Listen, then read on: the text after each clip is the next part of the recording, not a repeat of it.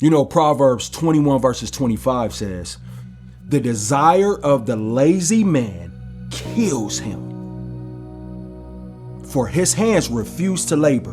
What does that mean? That means you can want it all you want. Y'all know what I'm talking about. But if you don't move, what happens? You lose. Everybody's saying, lock in this year, but I've learned that most people want to feel locked in, but they don't really want to live locked in. They want, the vibe, not the vision. But God told me this is not the year to coast. I'm gonna get a little extra with this one today. This is the year of focus, Focus. That's fix your faith, organize your obedience, cancel your comfort, unplug from those distractions, and stay spiritually consistent. That's what that focus means. And when you focus, you're not, just setting goals. You're protecting the garden that God gave you. That's what you're doing when you focus. You're building habits that actually match your prayers for once. You're turning obedience into a lifestyle. So let's get into it. What does all this mean? Step 1, fix your faith. If your eyes are on fear, you'll live distracted. If your eyes are on faith, you'll live directed. See, Hebrews 12 verses 2 says, fix your eyes on Jesus, the author and the finisher of your what? Your faith. You can't lock in while looking at everything else. You can't scroll through everyone's success story and expect peace about your own. You can't do it. It don't work like that, my friend. Fix your faith on the vision that God gave you. Faith is focus, and focus is faith. You're not, waiting on a sign. You are the sign, my friend. Let's move on to step 2. Organize your obedience. God doesn't bless chaos. You can't ask for expansion if you can't handle execution. Oh my God, this moves me. 1 Corinthians 14 verses 40 says, let all things be done decently and in order. Order your mornings with meaning. Schedule your peace. You can schedule your peace.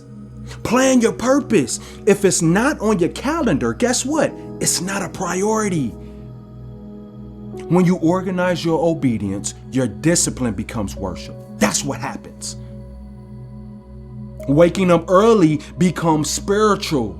You know what I'm saying? Saying no to nonsense, it becomes sacred because order is the environment for overflow. Facts, whether you believe it or not. And step 3, you got to cancel the comfort. You can't be committed and comfortable at the same time. It don't work like that. Every calling comes with conflict. I can guarantee it. Proverbs 20 verses 4 says, the lazy man will not plow because of winter. He will beg during harvest and have what? Nothing. If you avoid discomfort, you miss destiny. I'm talking today. Cancel your comfort, my friend. Stop praying for easy seasons and start praying for endurance.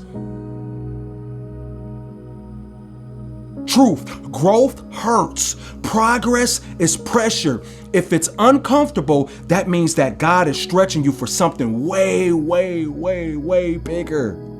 Let's go to step 4. Unplug from distractions. You can't lock in if everything has access to you. This was the biggest thing that I had to learn. Every scroll when you should be studying, Every call when you should create. Every comparison when you should commit. It leaks focus. James 1 verses 8 says, a double-minded man is unstable in all his ways. I was a double-minded man. You got to disappear to develop. Turn off your phone, sit in silence, create more than you consume. I said that in another video. Distraction is the devil's most silent weapon because it doesn't just destroy you, it delays you. Let's go to step 5, man. Y'all messing with me today. Stay spiritually consistent. Most people don't lose because, they're not gifted. That's not why most people lose. They lose because they're not steady. Galatians 6 verses 9 says, let us not grow weary in doing good, for in due time we will reap if we do not give up. Consistency is the bridge between prayer and progress. Don't expect daily blessings with occasional effort. Keep showing up. Pray when you don't feel like praying. You know what I'm saying? Work when you don't feel like working. Because repetition builds revelation, and you got to keep that in your heart. The more you stay consistent, the more God builds your capacity. See, that's actually how you lock in. You fix your faith, you organize your obedience, you cancel your comfort, you unplug from distractions, and you stay spiritually consistent. Focus. When you live like this, you stop needing hype and you start walking with holiness. You know what I mean? You stop, chasing motivation and you start carrying momentum. Don't you want momentum? You wake up, peaceful, prepared, powerful, because you know who's guiding your grind, and that's God. God doesn't need you to be perfect in this moment. He needs you to be present. He doesn't need, talkers. He needs doers. People who say, I might not have it all figured out, but I'm locked in. This is your year. Don't let your comfort kill your calling. Don't let distractions delay your destiny. Lock in, because God's about to do more with your discipline than the devil ever could do with your doubts. I can promise you that. Stay locked in. Now, like I always say, if you are having a hard time letting go of the past, and you want to move forward with grace, and if you want to step into that season of peace and leave all that garbage behind, you can check out the ebook, Letting Go When God Says So.